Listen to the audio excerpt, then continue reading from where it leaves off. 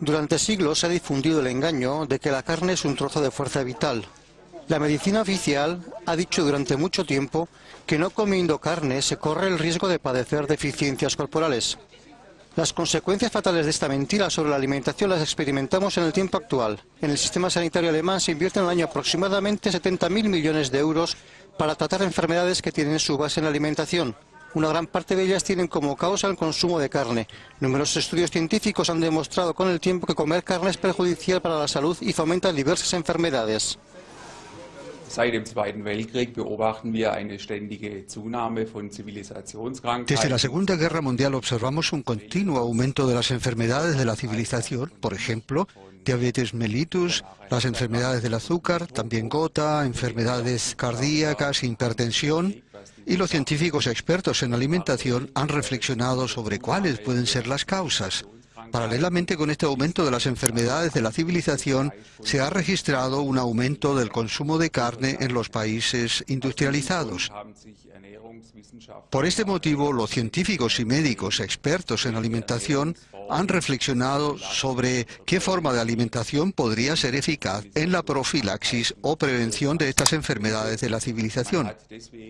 Por este motivo, desde principios de los años 70 se han realizado de forma incrementada estudios sobre la alimentación vegetariana. Existen unos 12 grandes estudios internacionales, por ejemplo el estudio vegetariano de Oxford o los estudios de los adventistas en California, o estudios también realizados en Alemania, por ejemplo los estudios sobre los vegetarianos de las universidades de Gießen y de Heidelberg. Y los resultados son muy claros. Los vegetarianos tienen menos enfermedades de la civilización que los omnívoros, es decir, las personas que comen una mezcla de todo tipo de alimentos.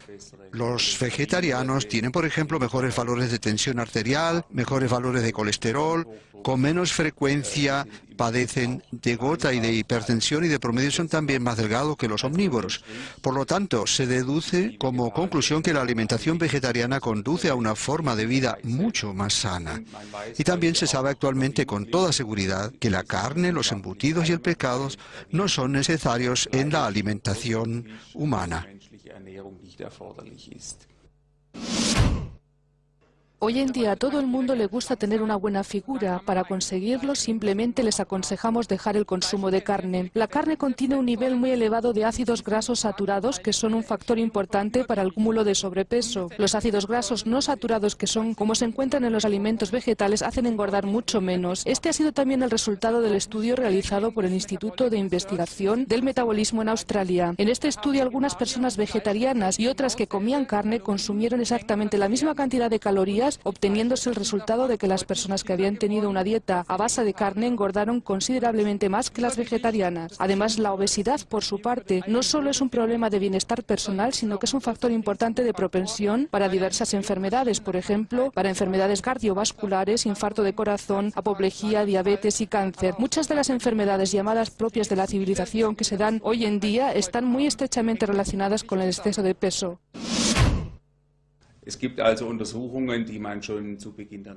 Existen investigaciones hechas ya a principios de los años 90 en las que se vio que los jóvenes corren un riesgo especial, pues entre los 13 y los 20 años se forma la estructura ósea. Y si en esa edad la estructura ósea no se forma bien, entonces en la edad adulta o más tarde existe un riesgo elevado de osteoporosis.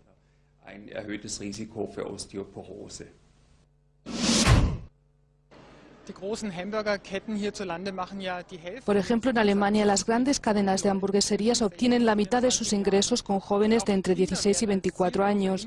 Ahora los niños también se están convirtiendo en su objetivo de clientela, pues quieren lograr a través de ellos que sus padres también acudan como clientes. Para ello ponen, por ejemplo, los pomos de las puertas a la altura de los niños. También ponen algunas escalerillas ante los mostradores para que se puedan asomar. La publicidad está siendo dirigida a los niños. Incluso existen folletos informativos sobre la alimentación y el medio ambiente producidos por estas cadenas de hamburgueserías que son repartidos en las escuelas, naturalmente con vales gratis para hamburguesas. Yo pienso que esta manera sutil de influir en la salud de los niños y de la gente joven es una negligencia, sabiendo los grandes riesgos que tiene el consumo de carne en sí. Hier geht man in einer Art und Weise mit der Gesundheit der Jugend En el caso expuesto, se juega con la salud de los jóvenes de una forma que yo considero muy peligrosa. Justamente la combinación del fast food, la comida rápida actual, con las bebidas como la Coca-Cola, en combinación con las hamburguesas, es desde el punto de vista de la salud una catástrofe sin precedentes. Esta produce desde daños en el metabolismo óseo hasta daños en el sistema inmunitario, incluso daños en las funciones cerebrales. Actualmente todavía no se puede prever ni tan siquiera qué consecuencias tendrá esto algún día. Lo que sí se puede constatar es que con motivo de esta forma de vida, en la que este tipo de alimentación juega un papel importante, se ven a personas jóvenes entre 25 y 30 años que ya padecen de enfermedades anormales para su edad, lo que no se había podido pensar hace unos años. En la actualidad tenemos ya pacientes que con 20 o 25 años padecen de enfermedades cancerígenas. Esto hace unos años con seguridad no era así.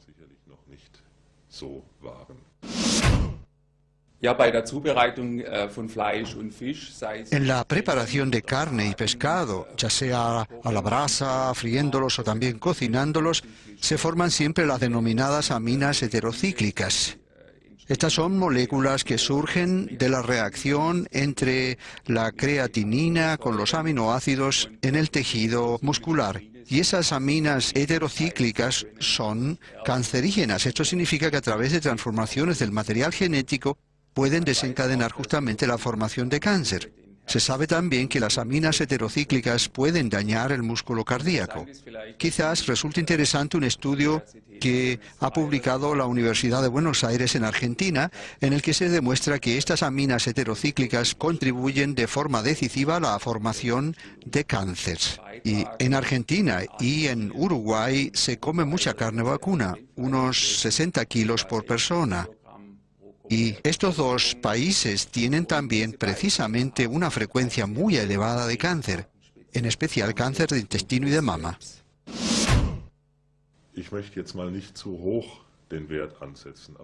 No quisiera establecer valores demasiado altos, pero seguramente en un 50-70% de todos los pacientes con enfermedades dolorosas, como lo son justamente el reuma, pero también las enfermedades tumorales, o en el caso de la artrosis, se podría conseguir una reducción de un 50% de los dolores sin necesidad de hacer otras terapias, solo con una alimentación libre de proteínas animales, renunciando durante una temporada al consumo de carne y pescado y de productos lácteos, pero sobre todo de la carne y del pescado.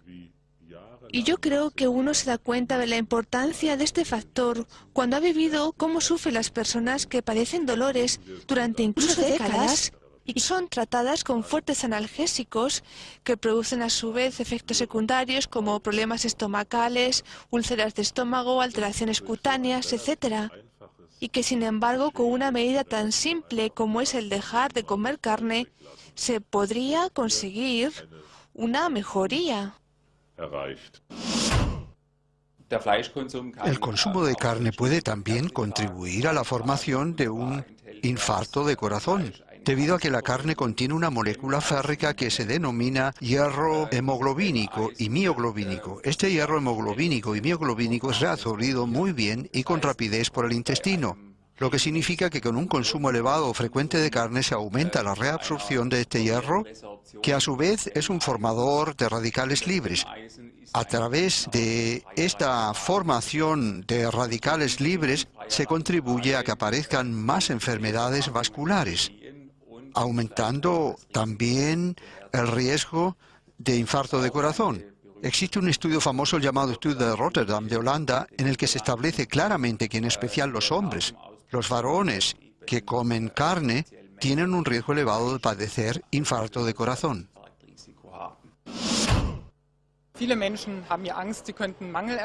Muchas personas tienen miedo a que les surjan carencias por comer menos carne o dejar totalmente de consumirla. Por ejemplo, el fantasma del miedo a tener carencia de hierro, por ello, está aún en la cabeza de muchas personas.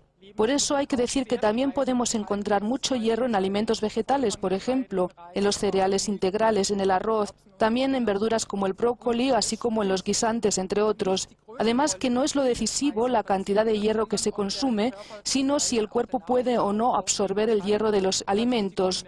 Lo importante para ello son las combinaciones que hacemos a la hora de comer. Por ejemplo, la vitamina C aumenta la capacidad del cuerpo de absorber el hierro de los alimentos. Es decir, que el cuerpo podrá absorber mucho mejor el hierro si acompañamos la comida con un zumo de frutas o aliñamos la ensalada con limón.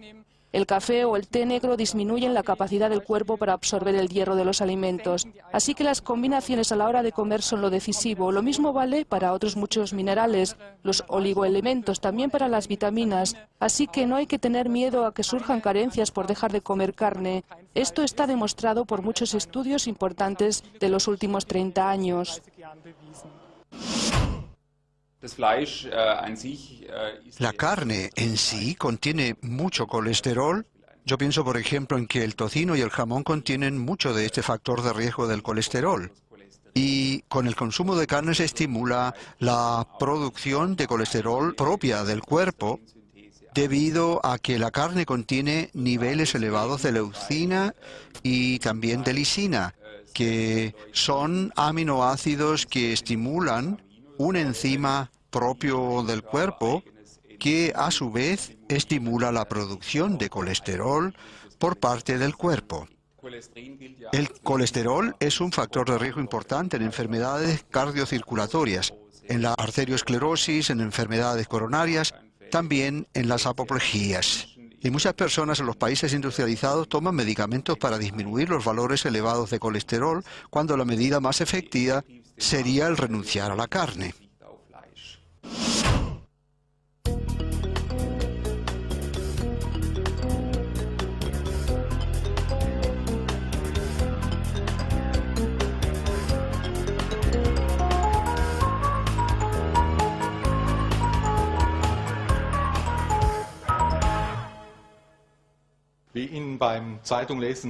Seguramente que al leer en los periódicos habrán notado que los escándalos típicos de la alimentación siempre han estado en relación con productos cárnicos, dejando a un lado los grandes escándalos como la enfermedad de las vacas locas o la peste porcina, sobre los que todos seguramente están bien informados. Quisiera hacer notar que también las salmonelas, por ejemplo, provienen del sector de la carne, tienen que ver con los excrementos de las gallinas, etc. Toda esta problemática de la carne se ha transmitido ahora desde ese sector cárnico a las cocinas. También hay otras dificultades. Hace poco, por ejemplo, se encontraron conservas de embutidos de carne de cerdo que produjeron graves intoxicaciones. Aunque este problema podría darse con las verduras, también sería siempre de forma más leve, y hasta ahora apenas se conocen casos.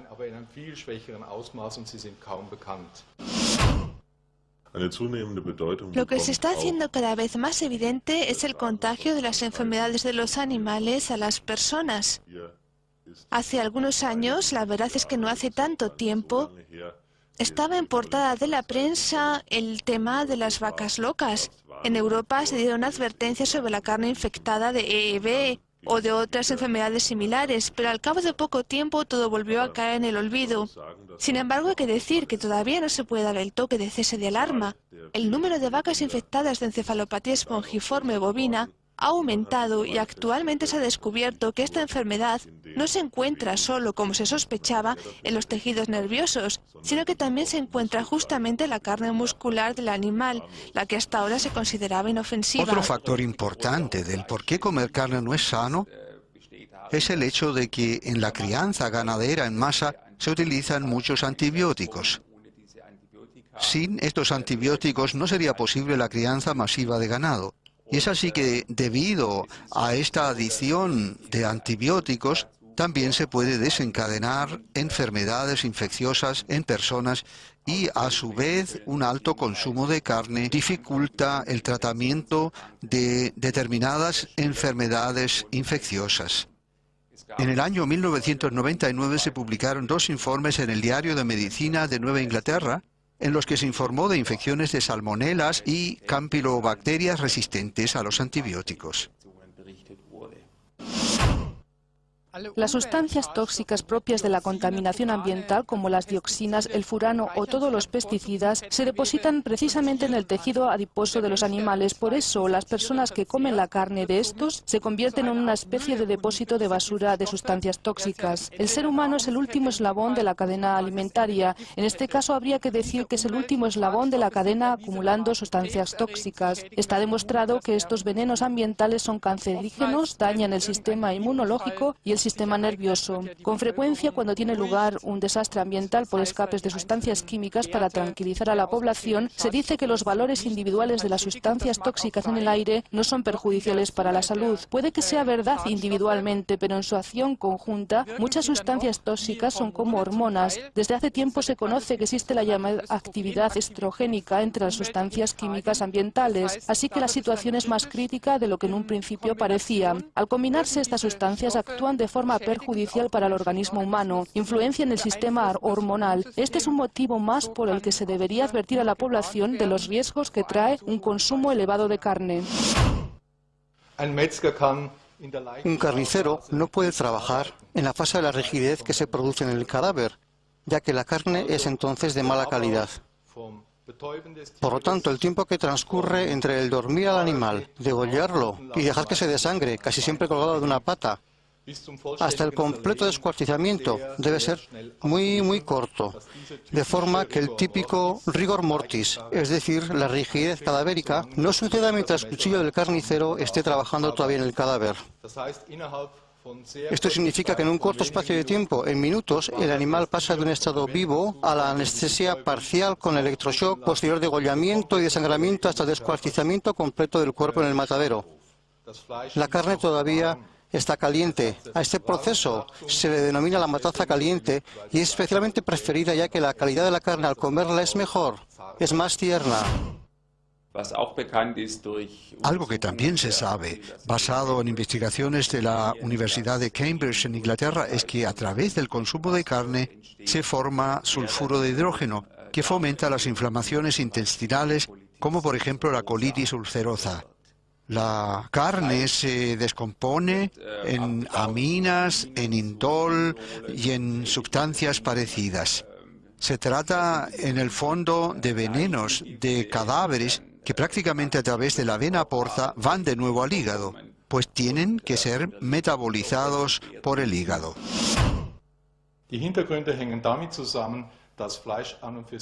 Los motivos se relacionan entre sí, pues la carne en el fondo no sabe a nada, es una sustancia fibrogomosa que, gracias a diversas preparaciones culinarias, como el asarla o el freírla, etc., adquiere esas cualidades características por las que la gente paga elevadas sumas de dinero en los restaurantes. El que esto no es necesario lo muestran diversos productos con los que se puede sustituir a la carne. Si usted lo desea, o también las personas a quienes les gustan las cosas fritas pueden cocinar algo parecido. Por ejemplo, si observan con atención, aquí tengo, por ejemplo, gluten de trigo que proviene de una masa de pan.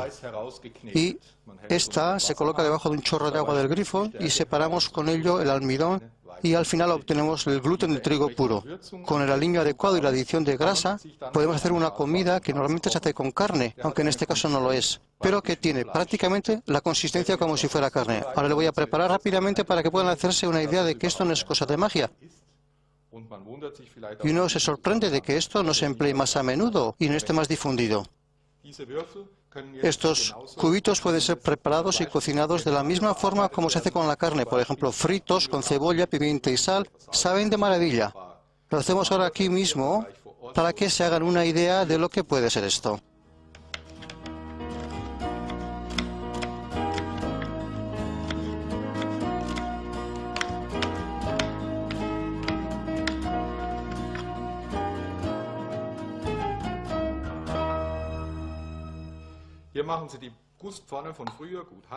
Bien, primero calentamos bien la sartén, echamos un poco de grasa vegetal, grasa de palma, por ejemplo, aunque eche un poco de humo no importa, porque así conseguimos ese gusto como de ahumado y sabroso que conocemos del gusto del estofado, pero en nuestro caso es a base de gluten o carne vegetal.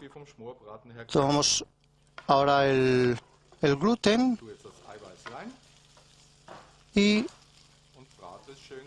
lo freímos de forma bien crujiente.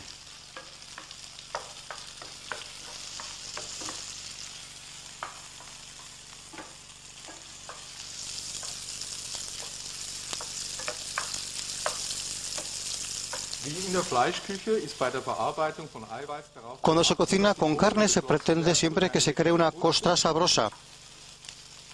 Y eso también se puede conseguir con este gluten o carne vegetal. Los aminoácidos siguen siendo aminoácidos. Y la ventaja de las proteínas vegetales es que no tienen los aminoácidos problemáticos que contiene la carne.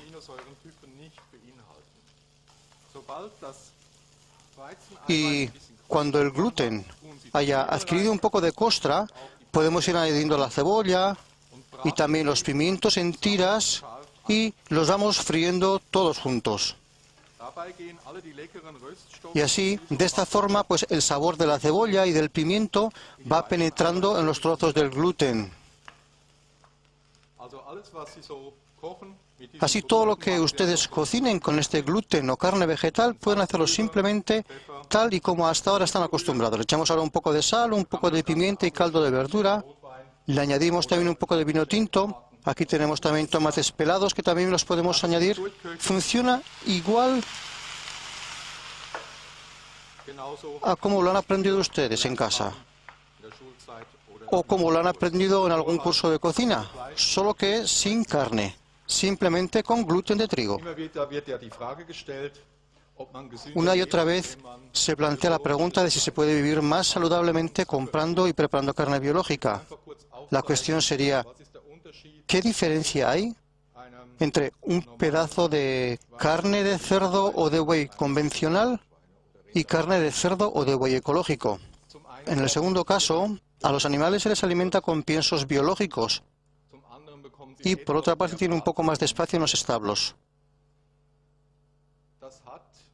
Desde el punto de vista técnico carnicero, esto tiene algunas ventajas. Se sabe que los animales que se desarrollan sin estrés tienen mejor carne.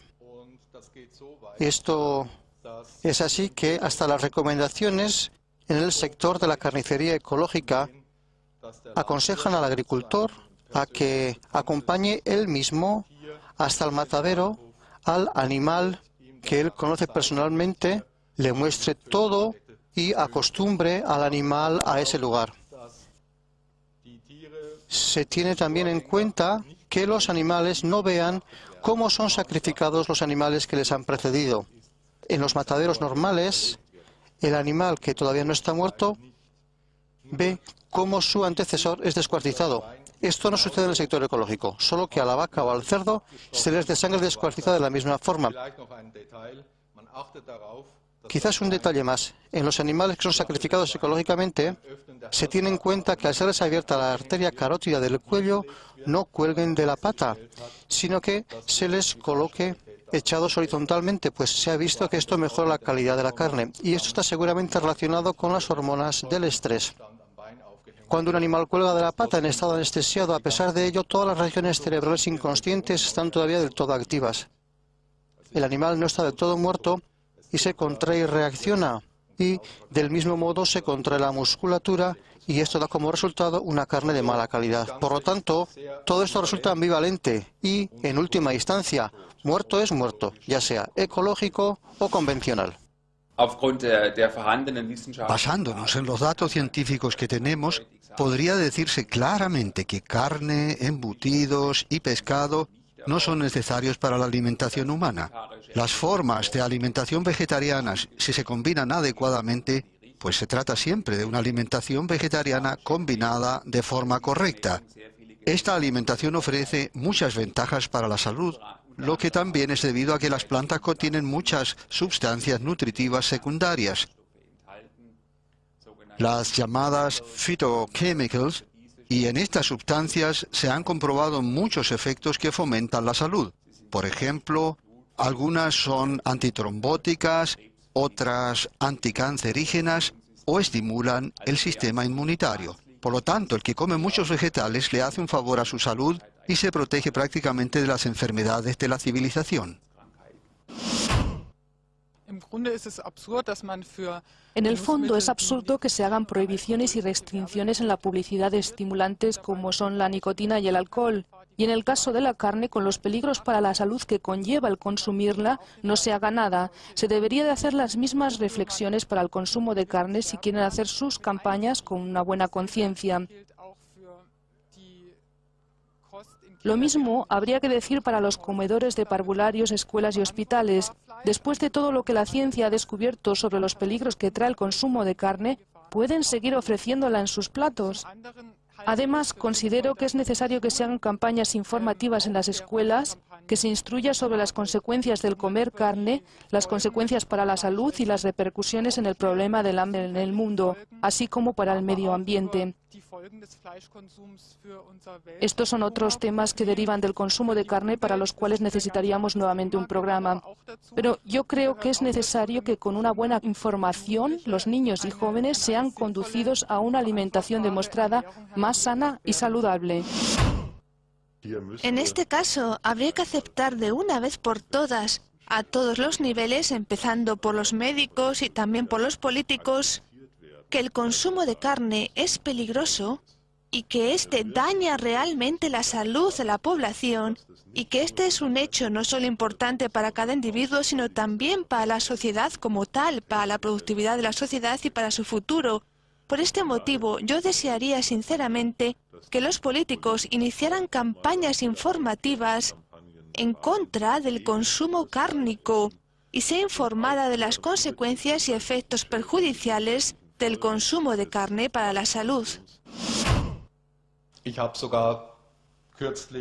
Hace poco he leído de un conocido investigador del futuro que dice que la tendencia va a ser la de evitar la carne y que llegará a suceder algún día que solo a escondidas se podrá comer carne en algún restaurante, algo que ocurre actualmente con el mundo de las drogas y que algún día llegará también hasta el consumo de la carne.